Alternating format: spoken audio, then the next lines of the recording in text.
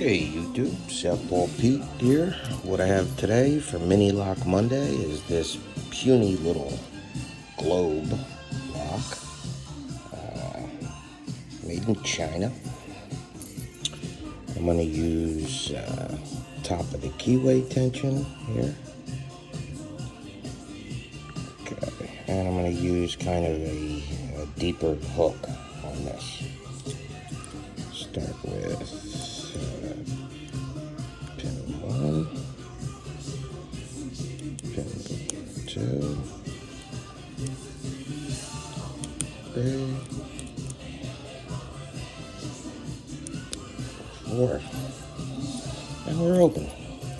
So, little 4-pinner. There's the bitting on the key. Nothing spectacular, but this, believe it or not, is hard to rake, hard to do anything but single pin pick.